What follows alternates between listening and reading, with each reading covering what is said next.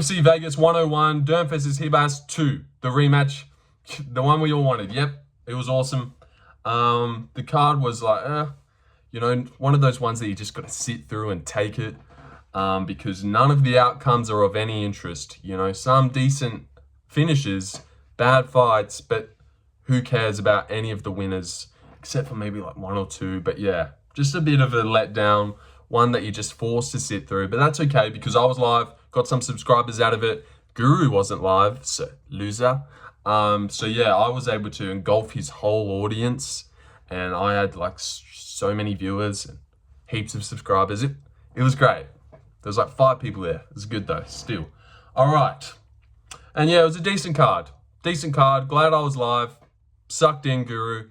But also would have been nice to see him there as well, so we could look at his reactions and stuff. But yeah, that's okay. You can go on my channel now, because I was live, and you can go see some of my reactions, only the ones that I've seen, because you look at live chat for 1 second and bang, Kopylov just fucking head kicks someone. It's just like, whatever. Luck of the draw. How was I supposed to know a finish was about to happen with like 5 seconds left?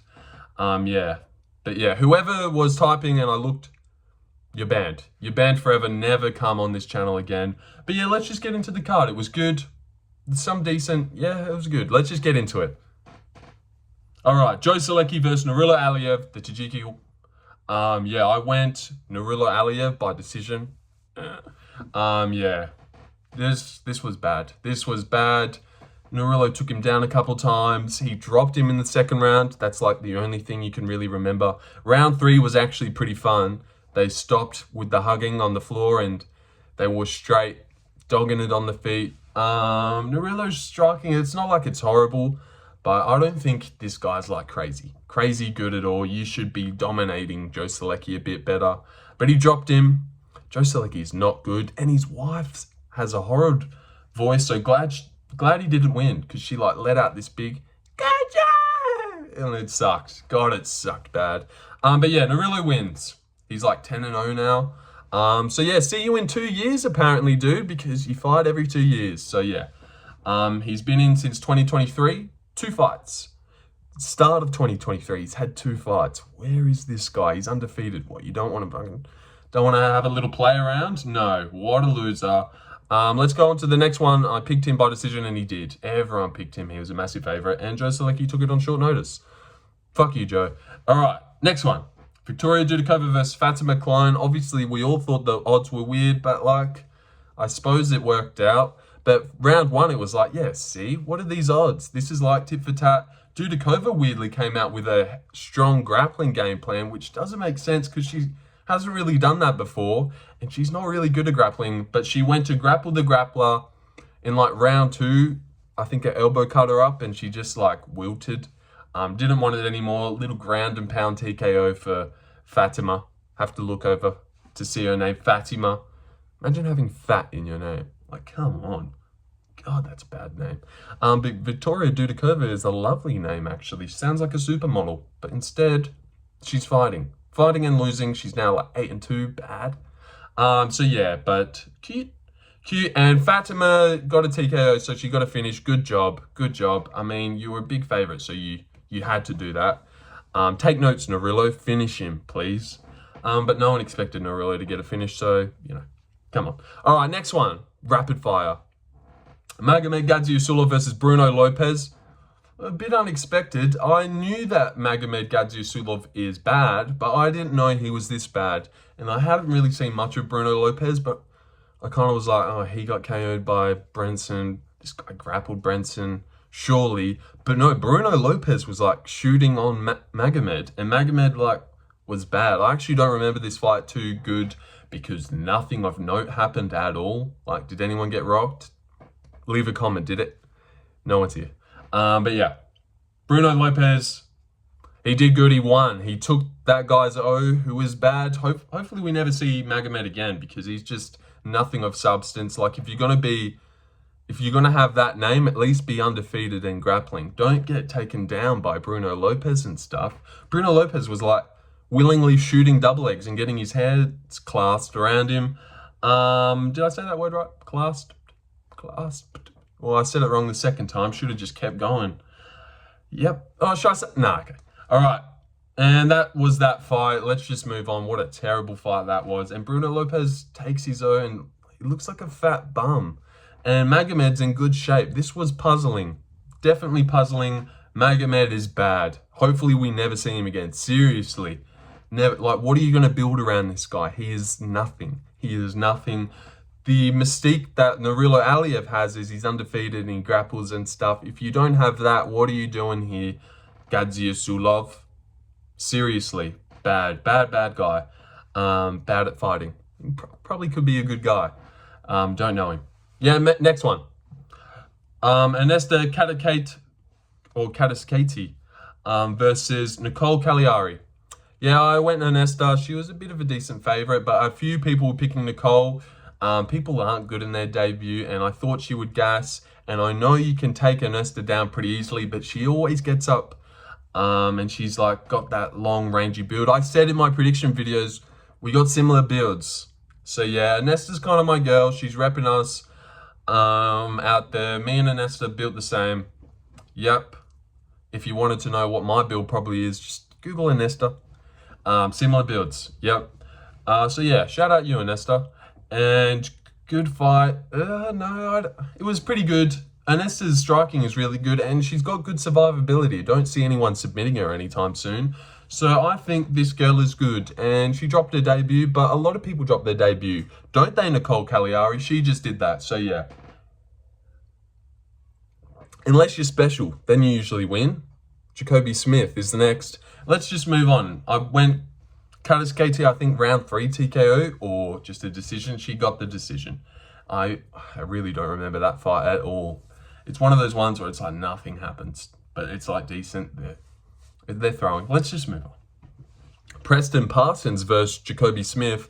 Really unexpected, actually. I thought he would maybe be a bit jittery and shy in his debut and definitely come in with a heavy wrestling game plan. They grappled for like a couple seconds at the start, and then they were exchanging in the pocket decently. And then Jacobe Smith lays Preston Parsons out badly. And that punch that he landed on him, like, that was super hard. Like, really spun right past his jaw. Like, punched through him rather than like a thud and stuff. I don't know what I'm saying. But Jacobe Smith, seriously unexpected, gets a first round KO in like a minute on Preston Parsons, and it was brutal as well. Good guy, and he seems confident and calm and stuff. I actually don't mind Jacobe Smith at all, and he's at welterweight, so it's like another cool guy in the mix. 10-0, Jacobe Smith, strong and athletic. I am keen to see what this guy does, because we haven't even seen his grappling yet. He just laid out Preston Parsons, and people don't actually KO Preston Parsons really at all. I don't remember him getting KO'd. You know, he gave Alban Elliott a pretty tough fight. I think he fought Semmelsberger, some other guys. Yeah, I think he beat Semmelsberger. So yeah, to just come in there and just KO him instantly with the big shot like that, you have to be pretty decent. Great debut for Jacobe Smith. We'll be seeing him shortly, I hope. Get back in there. All right, next one. Damn it, this one really annoyed me. Thiago Moises versus Trey Ogden. I went IceTrey. Trey Ogden. Nah, that's not his thing. And sucked Inguru as well, because you went Moises and then you switched, so yeah. But I was super confident in this one. I thought Trey Ogden would smush Moises because he's so strong. And answer this, would Loic Radzhabov not give Moises bad problems? I don't know who I pick in that one. But Trey Ogden goes out there and like smushes Radzhabov, but then like doesn't barely shoot on Moises. Why not shoot? I know Moises has done good in the grappling in all of his fights, really. He does pretty good, like 4th round with Makhachev. He is known as a jiu-jitsu guy with like leg kicks. So I just hate when like, oh, this guy's got jiu-jitsu.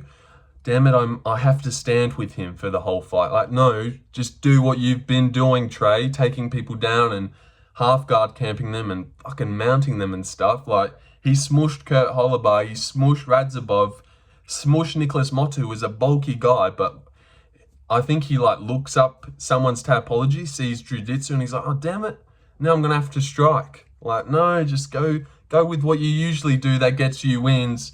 barely shot a takedown, got his leg chewed up, and just looked lost on the feet, which I know he looks lost. But I just thought he'd do what he has been doing and take people down. I thought he looked really good lately, but no. No, he sucks. He sucks, and no one cares about Moises. He is not good either. Just some, like, middle ranks. He's like Joe Solecki, but Joe Solecki is a shit guy for shitter guys, and then Moises is that upper level decent guy. It's like Solecki decent, give him to bad people, give him to whatever, and then Moises that upper class of just here for a fun ride, never going to be anything. No one really cares about him at all. So yeah, good job Moises. I picked Trey Ogden. Bad pick. Trey Ogden looked terrible. Seriously, he's looked really good recently. So yeah, this was disappointing. Marco Tuilio versus Ihor Potieria. Yeah, decent fight. Gets a first round KO. Good shots to drop him. I actually can't remember this finish at all. It was like a long prolonged one where it was like dum dum dum, and then he would jump on him again. Good shots to drop him in the first place, but like ruined it with how long it took to get him out of there. I think he maybe nut-shotted. No, he like either headbutted or eye poked Ihor straight away. Ihor gets back into it, and then he nut-shots Ihor again. Ihor just cannot get away from getting fouled. And then Ihor sat there for like 2 minutes, and it was just like a little knee to the balls. So it felt like Ihor was trying to get out of there, and he was out of there after they went back, resume, and Marco just fucked him up. And he has Norma Dumont in his corner, and then he went on the mic and said, "Shout out my girlfriend." I was like, what? Norma Dumont is your girlfriend? You gotta be joking. So yeah, what a guy, good on him. And that's a little cute couple. Norma, Marco, both Brazilian, both fighters. Good match. I hope they stay together and live a long, happy life. Ihor, get rid of him. The worst chest tattoo you've ever seen. Beard, hair, he looks homeless, straight off the street. And in his little, when they sit in that room and they're showing like highlights and then what the guy's going to do, he was like, "I'm going to be champions," shit like that. Like, God damn it, these guys are delusional. Yeah, Ihor looks like a bag of shit and fights like 1-2, but he's actually not terrible, but he's bad. And I don't know, he's just a lamb for the slaughter. He's one of those guys that just comes in and gets slaughtered. While other people like Jacobe Smith, I mean, I'm sure he's going to get a pretty favorable matchup next. So you just have to be someone of note to have a decent run in the UFC. If they like don't care about you, you will just get fed to whoever they want and lose. So yeah, Jose Johnson versus Felipe Bunes. I thought it was Bunes. Yeah, I went Jose Johnson, but this one I said in my prediction video, hardest one on the whole card to predict because you just don't know.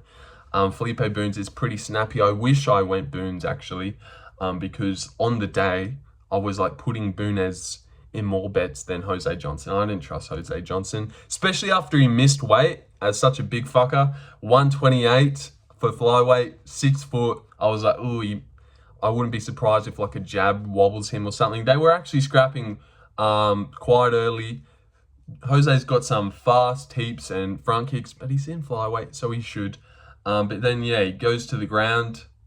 Maybe even Jose Johnson shot on him or like willingly went to the ground. And then Felipe Bunes locks up an armbar. He like rolls with it. I thought he was going to get out, but then no, taps. And Felipe Bunes gets up from the armbar and goes, like, is it Hadouken? I don't know. No, Super Saiyan? Is that it?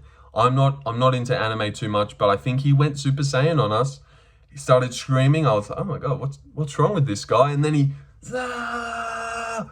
and sent it at the camera. I actually felt it sitting in this chair. I felt that one. So yeah, good on Felipe Bunes for getting a first round armbar. He gets a win in the UFC. Probably get rid of Jose Johnson or go up to bantamweight, you big dog. Jose, get up to bantamweight, will ya? Or just get rid of him. But not the first armbar not the last armbar of the night. Damn it. So yeah, good job, Felipe Bunes. What a boring fight. What a nothing fight. Like, whatever happens, who cares who wins that one? Marco Tuilio is like a bit of a prospect, but who cares? Moises, Ogden, no one gives a fuck. Parsons, luckily he was versing Jacobe Smith, but Ernesta, Nicolle, no one cares. Magomed, Bruno, no one cares. Dudakova, Fatima, Kline, no one. Joe Solecki, people would care about Nurullo a bit, but just one of those ones where it's like, whether you get good fights or not, it just doesn't matter in the grand scheme of the UFC. This is like little placement fillers. I just hate cards like this where it's like, oh, let's give the ones that people don't like some fights. You know, we got to keep them busy. So yeah, good stuff. Really stalling out because I don't want to talk about Uros match. All right, Puna Soriano versus Uros Medic. Puna is not good, really not good. But what the fuck was Uros Medic doing? 30 seconds in, he digs in for like a massive body shot and then exits away with his hands down by his fucking waist like a fuck. Oh, God, Uros, what are you doing? Because this guy is so much better than Puna Soriano. Him and Roman Kopylov are very similar guys. I thought this would be a field day for Uros, slamming body kicks into this guy. Puna has not really impressed ever. I know he has power in his hands. He's like big, solid Hawaiian guy. I don't know.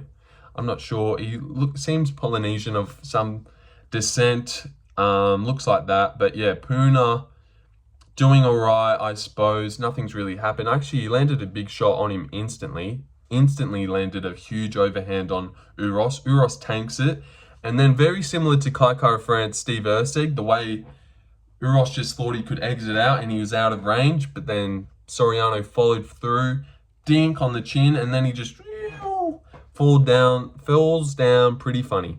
It was a pretty funny fall down from Uros. Just sinks back, couple follow-ups, 31-second KO for Puna Soriano. What the fuck are we doing here? Yeah, really sad for the Dr. Uros Medic, who looked stupidly massive out there. How was he ever at lightweight?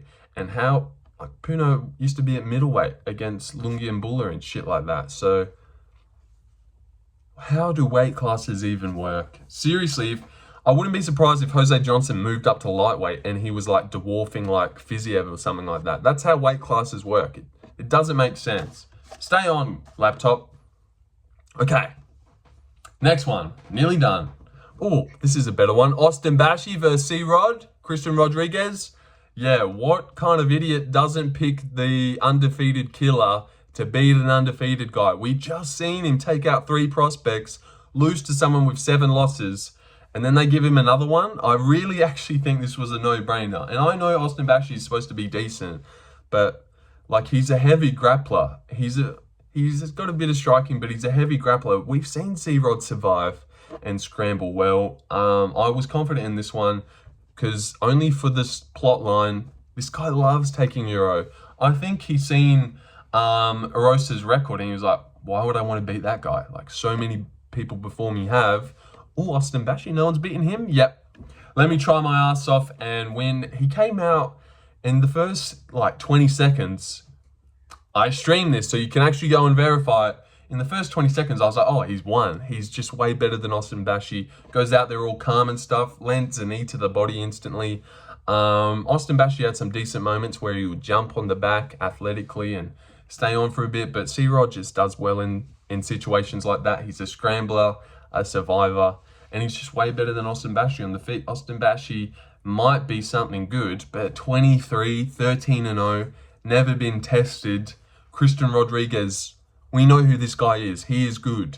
Well, definitely decent and better than, you know, if you're coming in undefeated and a bit green, he's going to show you levels. We've seen it 3 times before, so I really don't understand the odds. I know he's hyped up, but so was all 3 guys that he beat before. So it's the same story. I think the UFC were just having fun. They're like, oh, he lost. Give him another undefeated guy. Yay. So yeah, I picked C-Rod to decision Austin Bashi. Just show him levels, and he did. 1-1. Austin Bashi has a decent second round, but it's not like he's doing any damage. He's just controlling him. And then round 3, C-Rod like makes a mockery of him, stuffs his takedowns, gets up every time, and just easily schools him on the feet. C-Rod actually landed a 1-2 instantly in the fight, and I was like, oh, I've won. I've won, sucked in everyone who picked Austin Bashi. Only watched Guru's video of him picking Austin Bashi, so I don't know how many people got around C-Rod this week. I feel like a lot of people should have, just for the lore that is Christian Rodriguez, his undefeated arc. He loves this shit. And you know how you can see opponents' records, like out of like the 27 people, this is their combined record, 271 to like 140. His would be shaping up to be pretty nicely because it's just wins and barely any losses. So good on you, C-Rod, who I picked. Good boy. Chris Curtis versus Roman Kopylov. Chris Curtis. Yeah, this was a really good fight, actually. I was live for this one as well, obviously. Roman comes out. Wow. Jesus Christ. He probably has the fastest hands in middleweight, I would say, because he just lets combos go and it's insane. Like a 5-piece in a second. Actually super puzzling how Chris Curtis gave him so much trouble. I'm starting to realize that Roman Kopylov doesn't really move his head too much.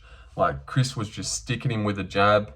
It was a good first round. Roman definitely won. Not sure where his body kicks went this fight, but he's definitely chewing up the leg. But then round 2, he starts to break. I was like, oh, damn it. The live odds had Chris Curtis at minus 425 to plus 300 of Roman Kopylov. That's how badly it looked like it was swaying there in the second round. But you know how Roman Kopylov dealt with that, with the pressure? Boom, nut shot with his hand, punched Chris Curtis in the nuts. Chris Curtis was like, nah, let me go straight back into it. So you know what Roman did? Bink, eye pokes him. And it really looked on purpose. Like it wasn't like Chris Curtis was coming up and he was like backing away, pushing.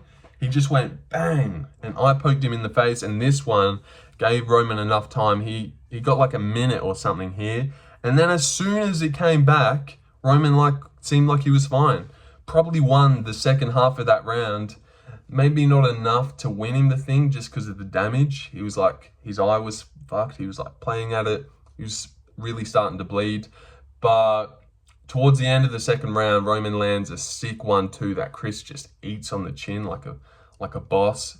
Yeah, really good chin from Chris Curtis. There was also a really stiff jab in the first round where Chris was kind of going for something, made me yelp. It was a big jab. He was like, it was a big jab. Go look at that jab in the first round. Super big jab. It's like in the first minute 30 or something like that. Roman Kopylov looked sick, but it's like, he looked great, but then struggles a lot with Chris Curtis. I don't really understand because Marc-Andre and Chris Curtis went to war. So I really thought Roman would just come in and school him, but his cardio I don't think is that good. Let's talk about round 3. 1-1, kind of, I'm pretty sure. Roman actually double legs Chris Curtis. I think the leg was so chewed up that he just couldn't defend it because obviously Chris Curtis has some sick takedown defense. Double legs him, they get up, 30 seconds left, doom. Roman's definitely won this round, I think, just landing better shots and stuff. Like a lot of moments, he stings him and it's like, wow, that is crazy. This guy is a weapon. Real loud shots. Old mate Chris Curtis has a great chin. And then 10 seconds left, go into decision. And then with 5 seconds left, he's like 1-2. And then bang, like sneaks a headgear. Wait, he didn't sneak a headgear there. Shit. All right, nearly done. Sneaks a head kick, bang. Chris Curtis leans into it and falls badly. It's like he's rocked bad, ready to get finished. But luckily there's 3 seconds left, so he can survive. And Roman didn't even follow up, so he easily survives. And no, Mark Smith calls it off with a second left for no good reason other than to have something to talk about, like a good highlight. Now they can show that on Roman's resume rather than a decision win. I really think that's what happens when it's not been a great card and you've got a chance to make a TKO or a highlight out of something that usually wouldn't be. They just go for it. Because why the fuck did Mark Smith stop that? Roman didn't even follow up. And Chris Curtis has a fit crybaby about it. Eric Nixick is laying into Mark Smith as well. Like Chris Curtis is yelling like, what the fuck was that, Mark? And then both of them are like bickering that he's the worst ref of all time, stuff like that. But it didn't change the outcome of the fight. That head kick wins Roman the third round that he probably was already winning anyways. Either way, you're going home with half your money and a loss. It's like, do you want to get TKO'd or not? But it's not like if that stoppage didn't happen, like he takes the exact same amount of damage. Either way any of this goes, still takes the loss. It's just what's on his record. It's a round 3 TKO instead of decision. That's all this really changed. So why does he care that much? He's like, worst ref ever. God, he can't speak. Eric Nixick is complaining about the fouls in round 2. I definitely get that because it looked like Chris is starting to come into his own. And then the fouls just changed the whole fight. Definitely get that if that's what you want to complain about. But don't complain about... I mean, the stoppage was bad. Let him out. But then it doesn't change anything. He still eats that head kick and then goes to a decision. Roman didn't land any follow-up shots. He still takes the loss. Still goes home with half his money. It's like, do you want a TKO on your record? But, you know, everyone will remember this as like, you didn't really get KO'd that badly. And then he's saying all this stuff. Fuck you, Mark. Like, seriously, abusing Mark. Both of them are abusing Mark Smith. But Dan Hardy says something to Herb Dean and he gets fired. Like, so what's going to happen to Chris Curtis and Eric Nixick? Because I thought you can't speak to a ref like that. He was laying into Mark Smith, calling him a fucking idiot and stuff. Don't think he actually said that, but he was like, what the fuck are you thinking, Mark? I think that's exactly his words. What the fuck were you doing, Mark? And then he's sitting down, crying. And then he goes, I get dropped for the first time in my career and you stop it. So yeah, go on my stream. I've got a little timestamp of me watching after he said that, him getting laid out badly in PFL by 1 punch. So unless he's not counting KOs, like it's dropping and getting up, maybe. But yeah, how bad was that head kick? Because you've been laid out before, my friend. That was not the first time you've been dropped. So yeah, it doesn't make sense. But good on Roman Kopylov. Need to hurry up. Abdul Razak Al Hassan versus Cesar Almeida. Good win from Roman Kopylov. He looked good. Looked really good, but it's like, it's Chris Curtis. Looked better. So I don't know about Roman. He's an enigma. Yeah. Abdul Razak Al Hassan versus Cesar Almeida. Wow. That was awesome. Doing decent. Abdul drops him with a good 2. Gets on him. Elbows him in the shoulder blade. Cesar gets back up. Abdul's going for it. Looks like Cesar's about to wilt and quit. Well, not quit, but like get TKO'd up against the fence. Like he was badly hurt. And then... bang, counters the shit out of Abdul and lays him out with 1 punch. It looks very similar to the KO he took from Chaos William. Like really identical, just 1 punch. He like drops to the ground the exact same. I suppose that's like a natural reflex. Like Michael Johnson's taken a couple KOs, very similar. Abdul Razak Al Hassan, if he gets KO'd, he goes stiff like a board and he's out for ages. Brutal KO, seriously awesome. Such an awesome KO, especially like it would have been good enough already, but the fact that you thought Al Hassan was about to win and then bang, awesome. You can go look at my reaction on my channel for that one as well, because it was a good one. I caught that one live. No one was in the live chat, so I didn't have to look away. Good stuff there by, what's his face? Cesar Almeida. Good stuff, Cesar Almeida, and my laptop's died, so that's okay. We know the last 2 fights. Let's move on. Great KO from Cesar Almeida. I even foreshadowed and said, Guru's not live, so that's okay. I'm live, and I'm going to be here to watch this devastating KO, and then it happens.